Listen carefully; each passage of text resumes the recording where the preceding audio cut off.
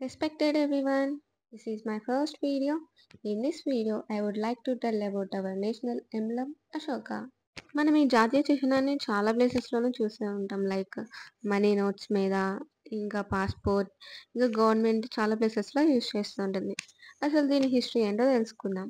More than 100 years ago, at Sarnath near Varanasi, Mauryan emperor అయిన అశోక బుద్ధాన్ని స్మరిస్తూ దీనిని నిర్మించారు. మనం రిపబ్లిక్ డేని ఎందుకు సెలబ్రేట్ చేసుకుంటాం? ఎందుకంటే ఆ రోజు మన ఇండియన్ కాన్స్టిట్యూషన్ అమల్లోకి వచ్చింది కాబట్టి. ఎప్పుడు అంటే 26th January 1950. అదే రోజున మనకి ఈ నేషనల్ ఎంబ్లం మన జాతీయ చిహ్నాన్ని కూడా అమల్లోకి తీసుకొచ్చారు.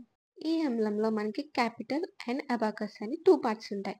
ఈ అబాకస్లో మనకి 4 animals which represents of 4 directions and in between the animals మనకి వీల్స్ అనేవి ఉంటాయి which is the Ashoka chakras. 4 animals ఏంటంటే horse represent the west direction and elephant east direction, bull south direction and the lion north direction.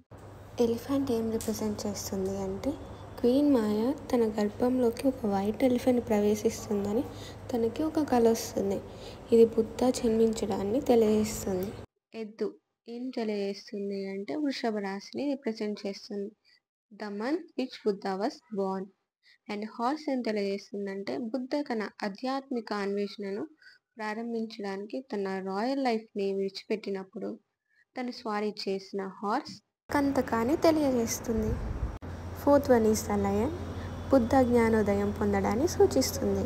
క్యాపిటల్లో ఉన్న 4 Lions ధర్మాన్ని 4 డైరెక్షన్స్లో spread చేయడాన్ని సూచిస్తుంది.